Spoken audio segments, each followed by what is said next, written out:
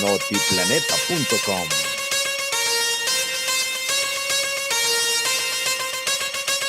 Noticias.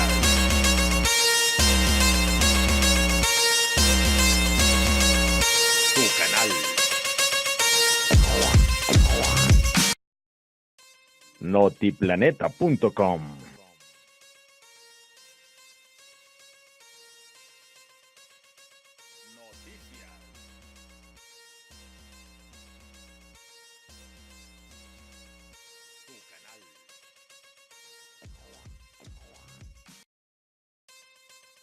Notiplaneta.com.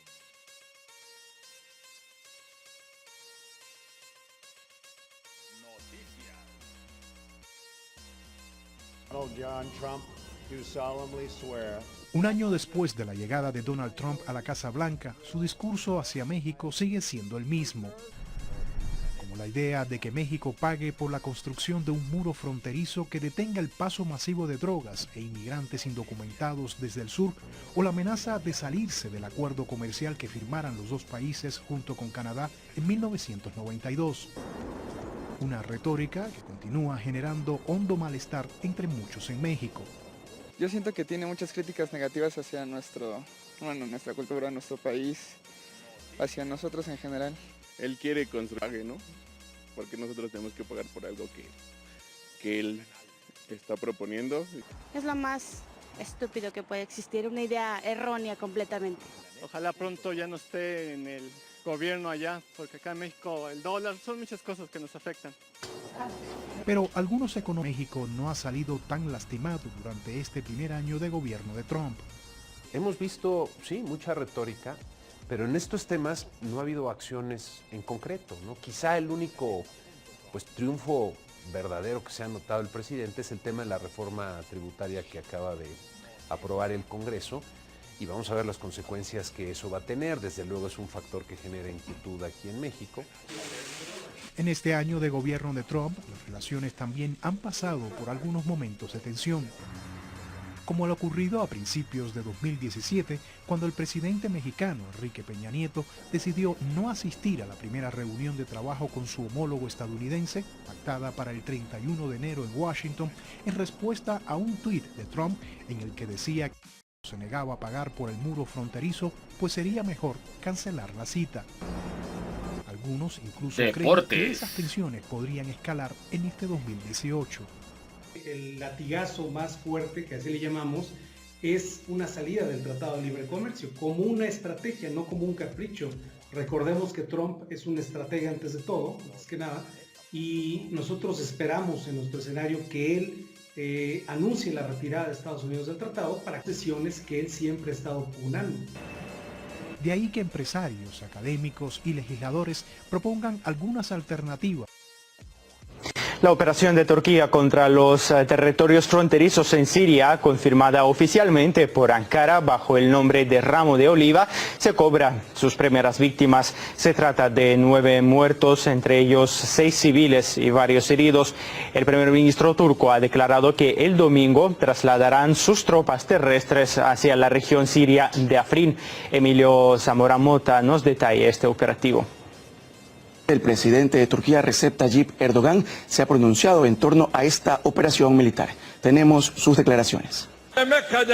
La operación Afrin ha empezado y continuará con la operación Manbij. Mientras las promesas que nos hicieron en Manbij no se hayan cumplido, nadie nos puede decir nada sobre lo que estamos haciendo. Y bueno, para entender más la problemática, vamos a ubicarnos en el mapa. Acá en nuestra gráfica nos encontramos, para ser exactos, en Siria, y vamos a ver cuántos son los blancos que han sido intervenidos. Acá, por ejemplo, tenemos el número y es de 108 blancos que han sido atacados en la provincia siria conocida como Afrin, que se encuentra, como observamos, en la frontera de Turquía con Siria. Y para entender más la problemática, recordar lo que dijo el presidente de Turquía cuando mencionó a la ciudad de Manbij. Él promete, luego de atacar en Afrin, llegar a esta zona de Manbij para continuar con su objetivo, que es la de luchar contra las milicias kurdas, porque para Turquía las milicias kurdas representan las fuerzas del terrorismo. Pero bueno, también es importante destacar qué es lo que se ha venido desarrollando, los hechos noticiosos en toda esta semana. Primero, decir que los Estados Unidos en su momento anunció que estaba trabajando para poder crear las fuerzas de seguridad fronterizas que se estaban formando precisamente con las milicias kurdas. Esto no fue del agrado de las autoridades de Turquía y con ello lo que hizo Turquía fue llevar un importante contingente militar a la frontera de Turquía con Siria.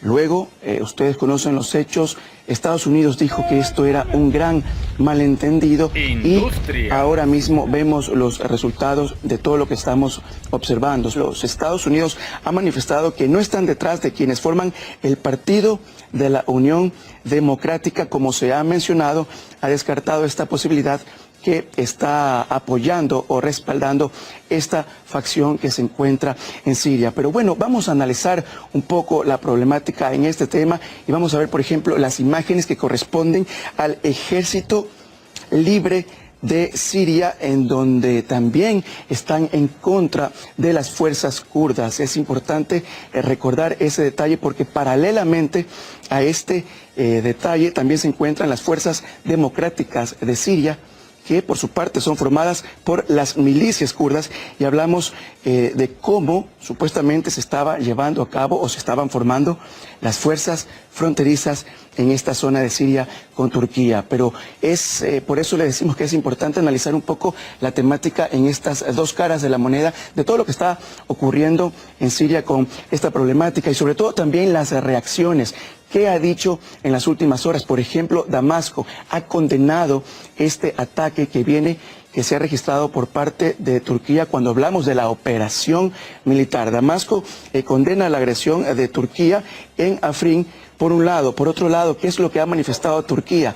Turquía ha dicho que están actuando bajo el derecho internacional, bajo el derecho, para ser específico, el derecho internacional de la autodefensa que le corresponde, se manifiestan obviamente la ONU. Son las dos caras de la moneda y también a estas reacciones se suman, por ejemplo, lo que ha manifestado Rusia. Rusia ha dicho que este es el resultado de las provocaciones de los Estados Unidos, que este tema hay que manejarlo con mucha cautela, con mucha precaución y que de una u otra forma esperan que todo lo que está ocurriendo no afecte al Congreso Nacional para el diálogo en Siria, que se va a realizar precisamente entre el 29 y el 30 de enero y lo que busca es alcanzar el cese al fuego en Siria. Este congreso importante se va a realizar aquí en Sochi, en la ciudad de Sochi, en Rusia, y bueno, eso es lo que conocemos por parte de las autoridades rusas. Además, también se conoce que para resguardar a los soldados rusos que se encuentran en esta zona, lo que se ha hecho es trasladarlos a otros lugares. Y al respecto, el experto en geopolítica Fernando Moragón considera que a Estados Unidos solo le queda recurrir a las milicias kurdas tras su derrota en Siria para mantener el caos en la región. Estados Unidos, después de la derrota en Siria, no sabe cómo mantener, digamos, el caos, mantener la tensión, el conflicto en la región.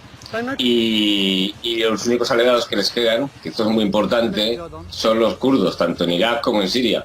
Entonces, ellos tienen varias bases en la parte del Kurdistán sirio y desde ahí intentan fortalecerse, intentar crear los mayores problemas tanto a Siria como a Rusia, como a Irán. El vicepresidente de Estados Unidos, Mike Pence, ha anunciado en el Parlamento israelí que la embajada de su país se trasladará a Jerusalén antes de finales de 2018. Este discurso fue interrumpido por las protestas de los diputados árabes israelíes que tuvieron que ser desalojados. Recordamos que en diciembre pasado Donald Trump anunció el reconocimiento de la ciudad de Jerusalén como capital de Israel. La decisión supuso numerosas protestas en varios países musulmanes, así como un rechazo por parte de la comunidad internacional.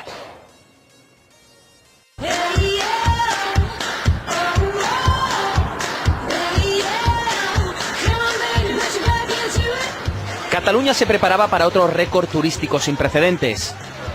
Las perspectivas en el 2017 apuntaban que sería el año más multitudinario en las últimas décadas. Las calles de Barcelona así lo mostraban. La mayoría de las empresas relacionadas con el sector reflejaban cifras de crecimiento.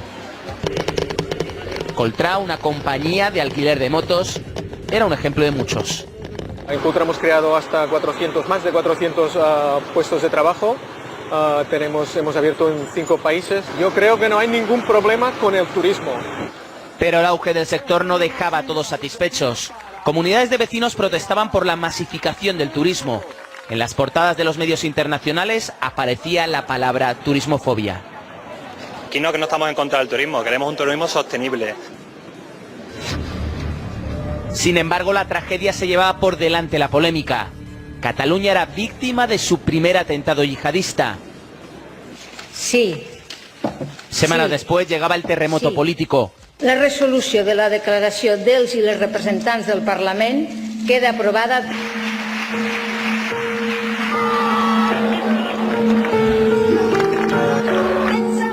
El proceso independentista catalán venía de la mano con la incertidumbre económica.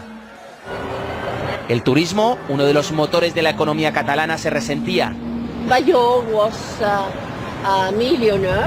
Personas como Maripaz, que lleva décadas trabajando como guía turística, no recuerda una situación similar. Con mis 22 años de turismo, esta es la primera vez que veo Barcelona tan vacía de turismo. Los sitios que hasta en temporada baja estaban abarrotados ya no lo están. La gente ha cancelado muchas llegadas a Barcelona. El centro de la ciudad ya no es un hormiguero de visitantes. La crisis es muy grave. El punto de inflexión del turismo en Barcelona lo marca los Juegos Olímpicos de 1992. Barcelona se da a conocer al mundo como nunca antes. El 2017 también marca un antes y un después, pero eso sí, de forma negativa. Los partidos independentistas han minusvalorado el problema turístico de estos últimos meses. Al otro lado, el gobierno español, que ha calificado la situación de dramática. Pero, ¿cuál es la verdadera dimensión de la crisis? Pues es una situación complicada. Realmente hemos perdido entre el 6, 7, 8% de ocupación, por tanto, de turistas. Tenemos dos fechas clave, una que es el 1 de octubre con la situación de la policía en los colegios electorales y la otra el 17 de agosto con las imágenes de los atentados terroristas. En verano, algunas asociaciones de vecinos del centro de la ciudad recalcaban cómo el turismo estaba dañando su modo de vida. El incremento del precio de los alquileres o la destrucción del tejido social son dos de sus múltiples denuncias. Se está perdiendo el derecho a la ciudad. Esto es un parque temático en la que se vende todo. Esto pasaba hace 5 meses. ¿Qué ha cambiado desde entonces? Nada, no ha cambiado nada porque el modelo de turismo es exactamente igual. ¿Cómo ves al sector? Bueno, quejándose como siempre. Esto es un clásico de muchos sectores económicos, de poco comprometidos, en este caso de la ciudad, ¿no? En el que su visión únicamente es el máximo de beneficio con el mínimo coste. Los acontecimientos de los últimos meses han golpeado la imagen de Cataluña, esa por la que millones de turistas llegaban a estas tierras cada año. Sin embargo, muchos dentro del sector se consuelan pensando que ya ha pasado lo peor. Francisco Guaita, RT, Barcelona, España. Analizamos la noticia con el militar y director de elespiadigital.com, Juan Antonio Aguilar, que nos espera en riguroso directo. Hola Juan, ¿qué tal? Buenas tardes desde Moscú. Bueno, ¿qué intereses persigue esta recolección de datos teniendo en cuenta los países en que se realiza? Cuéntanos. Bueno, tiene su lógica. Hay que entender que cualquier planificación militar tiene 3 aspectos: el despliegue de la fuerza y los sistemas de armas, los planes de movilización y formación de la tropa y luego toda la logística. Pensemos que para una operación militar de gran envergadura, 200, 300.000 soldados, la logística es inmensa y terriblemente cara y hay que prepararla con mucho tiempo. Son los sistemas de transporte, puertos, aeropuertos, ferrocarriles, los suministros de piezas de repuesto, de combustible, de medicamentos, de alimentos, de agua. Es decir, todo esto hay que prepararlo previamente a cualquier tipo de gran operación militar. Y bueno, pues estas compañías, representantes de consorcios, lo que quieren es vender sus estudios sobre esos países de Europa para ir planificando bueno, pues una estrategia militar general que permita tener esa logística que en estos momentos no tienen, lógicamente. Juan Antonio, hay que recordar que el Pentágono reconoció hace poco que la competencia con Rusia y también con China es incluso más importante que la lucha contra las bandas terroristas. Bueno, ¿qué opinas de esta nueva estrategia estadounidense del gobierno de Donald Trump?